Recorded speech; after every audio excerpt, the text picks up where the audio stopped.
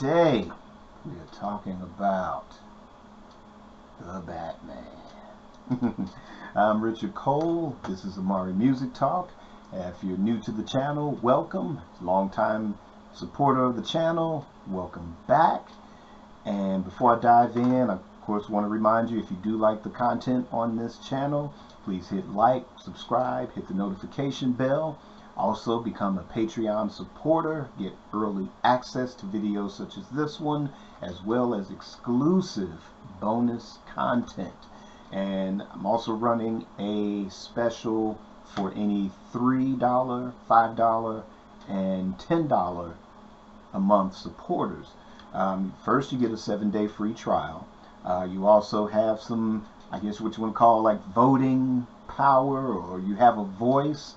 You can recommend a topic or a question. It could be about Prince, it could be about Cameo, it could be about the time, or funk, or rock, or jazz, or any topic you want. And you may also randomly be selected, or you, if you like, be a co-host on the show. But become a Patreon supporter in order to participate. Alright, now with that out of the way, let's go ahead and talk about the Batman soundtrack. Alright, so June 21st marks the anniversary of this release. This was released in 1989, and the movie, I believe, dropped on June 23rd of 1989. And if you're a long-time listener of Amari Purple Talk, every year I've done episodes just talking about the Batman album soundtrack, a little bit about the movie. Last year, co-host Alex B and I, we went back, we talked about even the comic books. And those episodes are available. In fact, I put them up. If you're watching on YouTube, I'm going to put those up at the end of the show, and you can check those out. Other than that, yeah, I mean, it's fun episodes for me to do. I love, not only am I a music fan, I'm also a comic book fan as well. I look forward to trying to do some comic book themed episodes in the future. So I've been wanting to do that for a long time. But anyway, let's talk about reviewing the album. That's what I'm going to talk about on this episode. And I don't know, a little bit of backstory with this. Like I said, long-time comic book nerd. Back in the day, like as a kid, like going to, dad taking to the barbershop. The barbershop used to have comics. And I think that's where I saw my first Batman comic book, was in that barbershop. It had to have been like maybe four or five, I think. And it was, I think, like, if it wasn't Neil Adams, it might have been Irv Novick, maybe even Jim Apato's artwork in that Batman comic. And I've been trying to find that one for years. And like I said, because I don't know what issue it was, just 4 or 5, it's just a comic book. It wasn't in the collecting at that point. But I was just, like the artwork, because it was the Batman with the longer pointy ears and the longer cape, and everything was at night, and it was dark, and it looked serious. And then kind of fast forward to 2nd grade, and the local independent TV station here, it was Channel 30 back in the day. Now it's a ABC affiliate, but back in the day it was an independent station. And they were, that fall, as soon as I was starting 2nd grade, that fall, they were starting to show the Batman TV show reruns. And, I remember, like, we would get out of school like maybe close to 10 minutes to 3 or something like that, and Batman was coming on at 3. And, a bunch of us, as soon as that bell rang, we just start running home, and trying to catch it in time, for the and it was fun for what it was. It's campy, yes, kind of corny, yes, but it's enjoyable. I'd still catch an episode every now and then. But in the minds of the mainstream, that was the, you know, the mindset. You know, if you didn't read the comics or if you weren't an avid comics collector, for most people, people only remember the TV show. And for years, and especially after the success of the 1978 Superman film, Warner Brothers was trying to get a Batman film off the ground. I know as early as like maybe 1981. And the goal for that was to always make it serious, get as far away from the TV show as possible. And then finally, fast forward to the later 80s, because I want to quickly backtrack and, you know, shout out a friend of mine that's, you know, on a different plane of existence now, John Rochester. Bunch of us, you know, we used to hang out and, you know, sort of, we were the original fan casters, I'd like to believe. And I remember like 86, 87, like, oh, who would be perfect in a Batman film? And it would be, you know, like, oh, I think we came up with like someone like Harrison Ford and then Michael J. Fox's Robin. But the no-brainer, of course, Jack Nicholson as the Joker. I'll never forget John, that was one of his ideas. And that the suit had to be all black and it had to be body armor. And Prince had to do the soundtrack. And he predicted that. And it, you know, it came to fruition. Of course, we didn't get Harrison Ford or Michael J. Fox's Batman and Robin, but, you know, hey, you know, we were kind of did the with Michael Keaton, but hey, we saw that first trailer and it was like, that's Batman. Yep, that's Batman. That'll work. Okay, Michael Keaton will, he's doing the job. It'll work. And, you know, to me, he's the Sean Connery of the Batman, the actors that have played Batman. And so when we heard that Prince was doing the soundtrack for this, I know I read it in an issue of Rolling Stone, I don't know, kind of like 80, early part of 89, I think it was, and talked about how he visited the set of the movie. And if you buy the Blu-ray to this and you watch the bonus features, they do talk about briefly Prince's involvement with the soundtrack. And there are a couple of kind of blink and you'll miss it scenes of, you see Prince, you know, walking with Tim Burton around the set and talking about the movie. Just a few seconds of it, of this footage that's there. But this is what Rolling Stone had reported on, was him visiting the set and looking around, and he's like, yeah, I hear music in these scenes. And then he flew back to Minneapolis and holed up in Paisley Park for like a couple of weeks and started knocking out the songs on this album. And this was, you know, I don't want to call it a comeback album, but there was a lot of pressure on Prince. Maybe not, I don't know about personally, maybe in some instances, but in the eyes of the mainstream, you know, where Purple Rain was this big, massive success. You know, the subsequent albums, although in our minds, especially as Prince fans, were, you know, great or oftentimes better than even Purple Rain, but they were only selling like 1 million copies or 2 million, which, you know, any other artist, that's like, that's legendary status for any other artist. But for an artist to come off of what Purple Rain had done, you know, it was kind of like this downward trajectory. And like I said, for maybe non-Prince fans, but for us, it was kind of like we were always looking forward to the next thing. But this was a successful album. It did more than a couple of million. I think it ended up doing like 6 million in sales.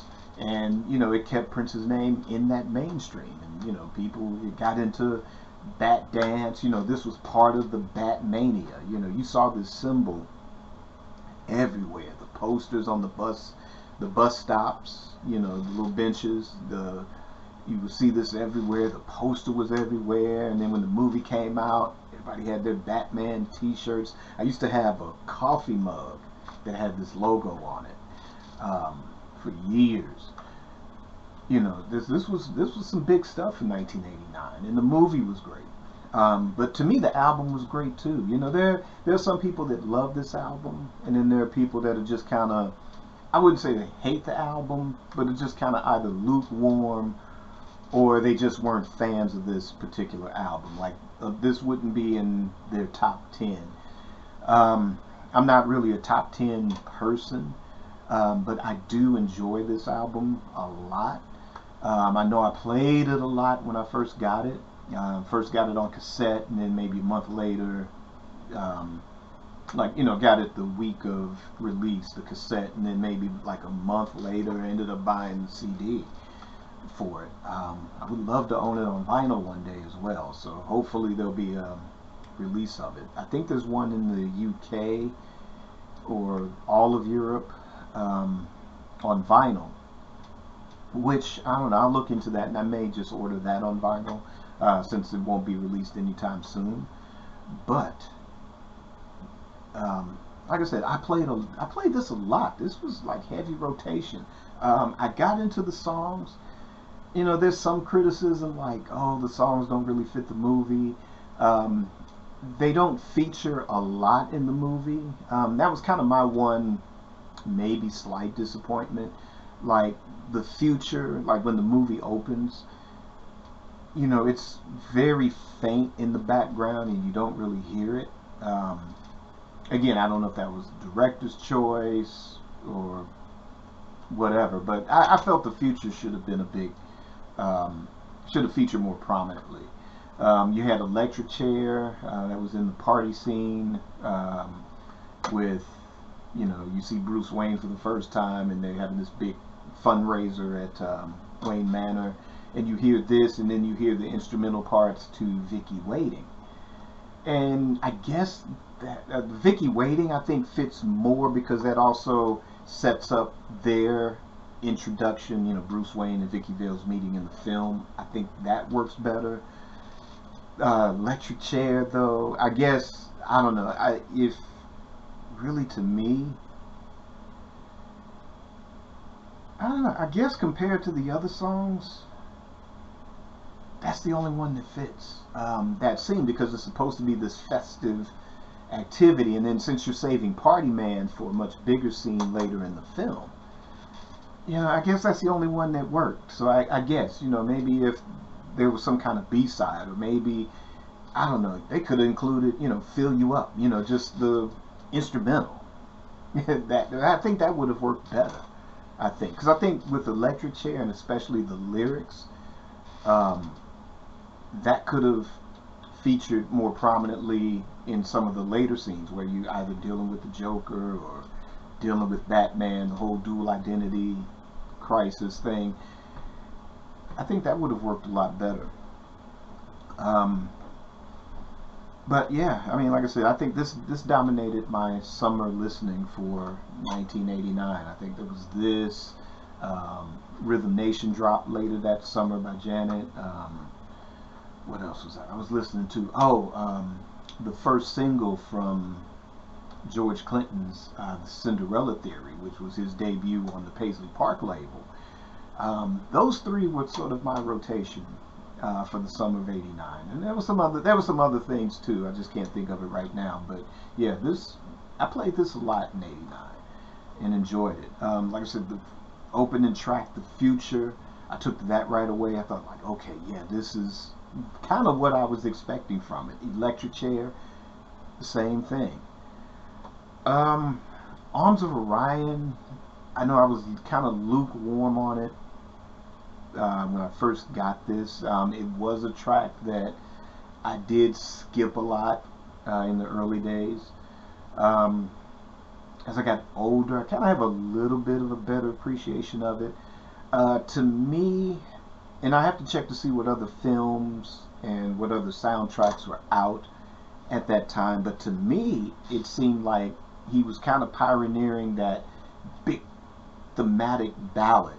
Like, if they had featured this at the end of the film when the credits are going up the screen, this is a kind of that precursor to the stuff that like Bryan Adams was doing, you know, a year or two later with like the Robin Hood soundtrack, and there were a couple of other films, subsequent films that came out where I think it was either Bryan Adams doing it, or you had some artists doing similar big power ballads, big power rock ballads, or the big ballad where the, you know, as the credits are rolling up the screen, and these things would be, you know, massive successes.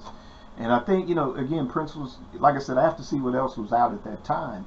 But as I'm thinking about it, it seems like he was the first to do that sort of big ballad thing. And again, if this was going up the credits, I think this would have had a little bit more success than what it did. But it's still not my favorite track on the record, but you know, I do appreciate it a little bit more than I did. I don't skip it as much as I used to.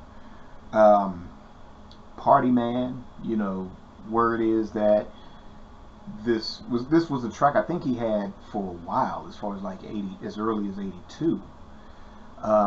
And I think at one point it might have been considered for use by the time.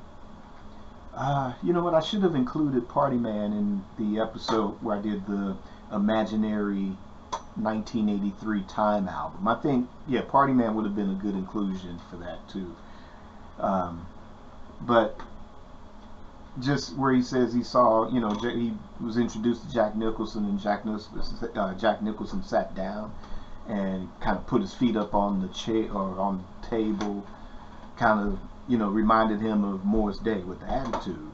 And I guess it inspired him to like bring this out of the vault and work with it some more. Vicky Waiting is kind of one of my favorite tracks on this album. Right up there with The Future and Electric Chair.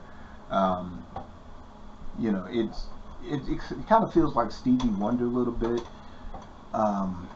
The lyrics, you know, I love his humor in a lot of his lyrics, but then he'll slip in that little personal beat in there, you know, as far as like the story of the song. And he'll slip in something personal to where you get a look into his mindset. And it's that, you know, talk of children still frightens me, is my character enough to be one that deserves a copy made. And I know that used to resonate in my brain, but you know, even after Kids, I still think that's a heavy, you know, heavy lyric. You know, being a parent myself is still a heavy lyric in that. But yeah, it's one of my favorite songs on this album. Trust is a song that features, along with Party Man, those two songs get major spotlight in the film. Party Man was used with in the scene where the Joker is like tearing up vandalizing the museum, and then Trust is during the Gotham parade, and he's throwing out money to the crowd. Trust is sort of, yeah, it's kind of that son of, you know, Baby I'm a Star from Purple Rain, because before they even approached Prince about doing the soundtrack, you know, as you're filming the movie, and you may not have those decisions made as of yet, but you still got to plug it on, and it's like, oh, well, here's the scene, and we need music in it.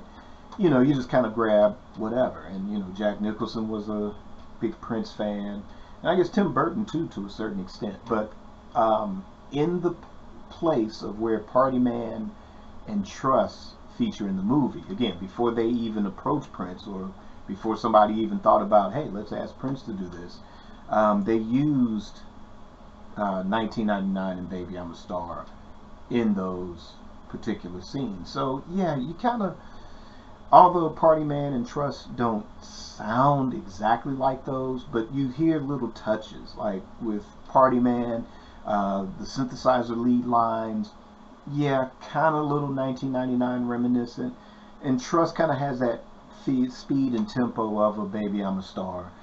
Just kind of more, it's more of a religious song actually, or I should say more spiritual. But again, you know, it plays into that mindset of the Joker's character. So in that case, I think those songs actually work. Lemon Crush. To me, I think that's Prince just trying to take his, you know, swing at, see what I did there? New Jack Swing.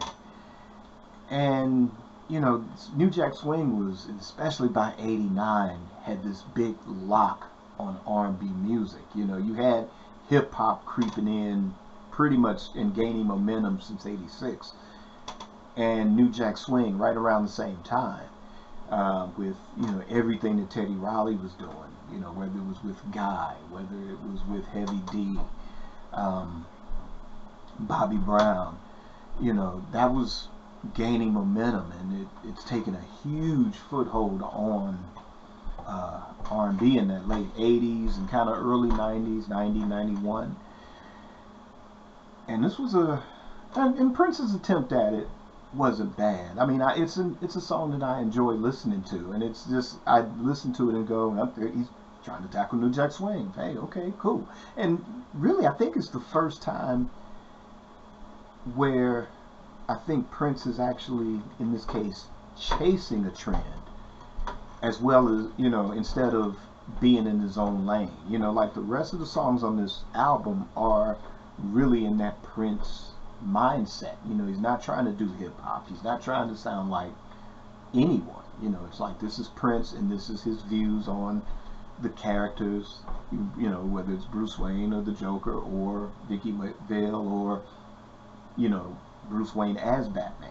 You know, the songs were supposed to reflect the sort of the psychology behind the characters in it. But yeah, it kind of felt like, okay, he's tackling New Jack Swing, but I didn't mind it because it's a deep album cut, and you know, and to me it's enjoyable to listen to. And then you go into Scandalous, which is what I was starting to call his Adore class ballad. You know, Prince always had some really good ballads, you know, and probably some of the best ballads in music, period. But there's a certain maturity and a whole next level to Adore that I think Scandalous was able to build upon that. I think they kind of stand equal as mature Prince ballads. And, you know, it's one I enjoy on this.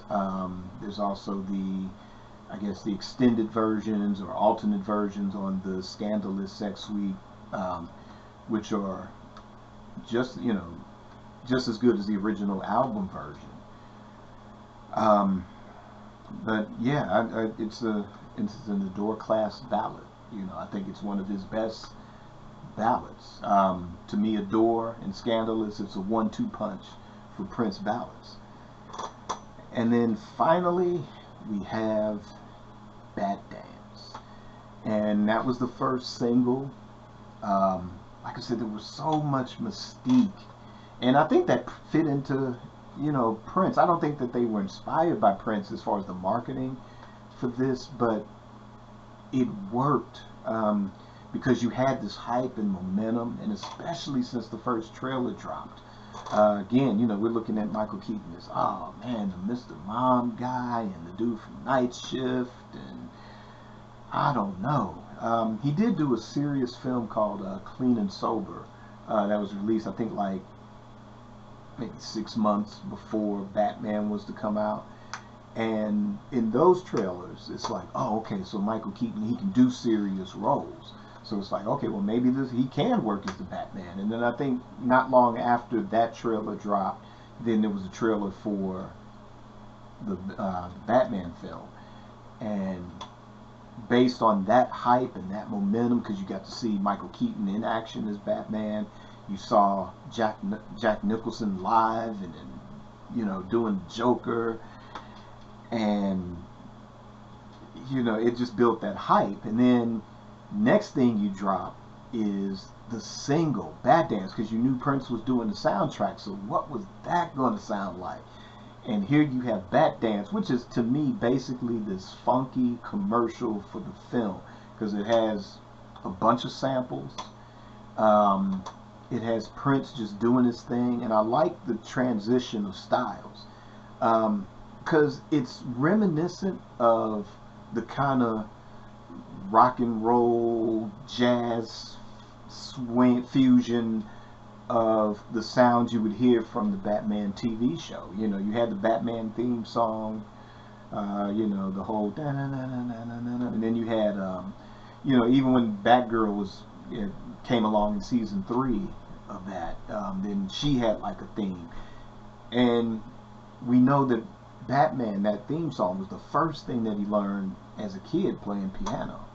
And you also hear kind of little influences of that if you listen to the extended version of Let's Go Crazy, that kind of instrumental jam in there. That you could take that bit and put it over, say, a fight scene in the Batman TV show, and it would fit perfectly because it's that same feel, that same sound. Even though Prince is using the Linn drum machine and he's using synthesizers, but it still fits. It would still work if that existed in 1966. And then Ooh She She Wah Wah from the Apollonia 6 album. You know, when it breaks down and it's like they go slower. Da, da, da, my name is Susan. Yeah, and I'm a, you know, again, you could take the instrumental parts from that and drop it into, say, a scene, you know, Batgirl's on a motorcycle or something, or a fight scene where, you know, Batgirl's included, and then dun dun dun dun dun dun dun dun dun. It would fit. It would fit perfectly. So you have those elements in Bat Dance, and again, it was a good commercial for the film. I thought it was the best. It, to me, it was just as good as the trailer, because it utilized samples of dialogue from the film, and like I said, you just got Prince just pulling out all the stops. It's like he knows this is an important film, and you know, Batman, as far as comic collectors, you know, me as a kid buying them, people I knew that loved the TV show, you know, as we were growing up in grade school, you know, it appeals to it appeals to everyone. So he kind of had the little rock flourishes, and then it does this about face, and it goes into this pure adulterated funk, and then it kind of ends on this fusion, this kind of like rock fusion, and then underneath that, there's sort of like this kind of early, you know, kind of 65, 66 era James Brown with the Jimmy Nolan, you know, inspired rhythm guitar that's going at the end. You know, I was hyped. I like I said, it's, you know, it's one of my favorite Prince songs, period, and definitely one of my favorites on this album as well. And like I said, you know, I still play it from time to time. I still enjoy listening to it. Again, you know, there's so many Prince albums, and so many that are, you know, part of your memories and everything. And like I said, either you love this album, which I do, but you know, even though, like I said, I don't have a top 10, it may barely make the top 10. This may make number 11, but it doesn't mean that I like it less than Sign of the Times. It doesn't mean I like it less than Artificial Age. You know, it's just an enjoyable listen, and I enjoy breaking it out from time to time. But what's most important is, what do you think? Were you around in 1989, and did you get this, you know, day of release, week of release? Did you get it after you saw the film? Or, you know, did you get it before the film? And what are your memories of the 1989 Batman movie? Like I said, if you get the Blu-ray to this, the bonus features, like I said, there's a little bit that talks about Prince's involvement with the soundtrack, but there's an entire history of, you know, the Batman, his place in comic book history, the journey to get this made into a film, the making of the film. There's a lot of behind the scenes footage, so, you know, definitely check it out. And also too, check out some classic Batman comic books. There's an episode, like I said, I'll put that up at the end if you're watching this on YouTube, but seek out the last year's discussion on, you know, the whole Batman era. We capped that off with some recommendations of some, you know, classic, you know, collected issues or graphic novels that you can check out. So And I'll do another episode. Like I said, I want to do more comic themed episodes, so I'll do a recommendation on Batman comics. But yeah, let me know what you thought about the soundtrack, the movie, or Batman in general, or Prince's involvement. Thank you once again for tuning in. Again, become a supporter on Patreon. Get on the $3, $5, or $10 level and submit your topics, get shout outs, early access, access to exclusive content not found on the channel. Also, if you join on the higher tiers, the $20, $25, is free merchandise that you will receive. But also, if you're listening on YouTube, hit like, subscribe with the notification bell. And until next time, hit like, subscribe, do all that fun stuff, and then create your day and create your life. Peace.